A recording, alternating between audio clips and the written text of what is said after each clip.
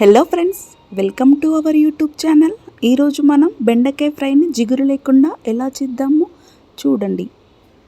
నేను ఇక్కడ 1/2 kg బెండకాయలు తీసుకున్నాను. తర్వాత కడాయి పెట్టుకొని 2 టేబుల్ స్పూన్ ఆయిల్ వేసుకొని జీలకర్ర, ఆవాలు, కట్ చేసిన ఆనియన్ ముక్కలు, అలాగే పచ్చిమిర్చి ముక్కలు కూడా వేసుకొని ఇలా దోరగా ఫ్రై చేసుకోవాలి. ఇలా ఫ్రై చేసుకున్న తర్వాత కొంచెం కరివేపాకు, అలాగే కొంచెం సాల్ట్ కూడా వేసుకొని ఇలా మగ్గించుకోవాలి. ఇలా ఫ్రై అయిన తర్వాత చిటికెడు పసుపు కూడా యాడ్ చేసుకొని ఇలా బాగా ఫ్రై చేసుకొని తర్వాత కట్ చేసిన బెండకాయ ముక్కల్ని కూడా పోపులో యాడ్ చేసుకొని బాగా కలపాలి. ఇలా కలపడం వల్ల పోపు మొత్తం బెండకాయ ముక్కలకి పడుతుంది. తర్వాత లిడ్ పెట్టి ఒక 5 మినిట్స్ 5 మినిట్స్ తర్వాత చూస్తే చూడండి బెండకాయ ఫ్రై ఎంత బాగా వచ్చిందో.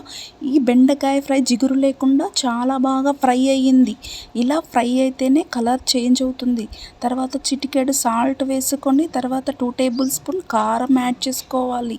కొంచెం ధనియా పౌడర్ యాడ్ చేసుకొని ఇలా ముక్కలు విరగకుండా మెల్లిగా కలుపుకోవాలి.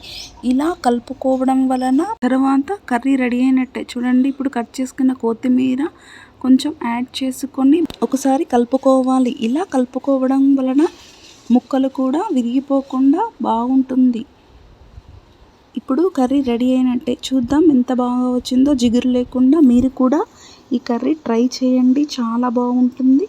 పిల్లలు కూడా చాలా ఇష్టంగా తింటారు. బెండకాయ తినడం వలన మనకి చాలా ఉపయోగాలు ఉన్నాయి. దీనికి వెయిట్ లాస్ కూడా అవుతుంది. జ్ఞాపక శక్తికి కూడా బెండకాయ ఫ్రై చాలా ఉపయోగపడుతుంది.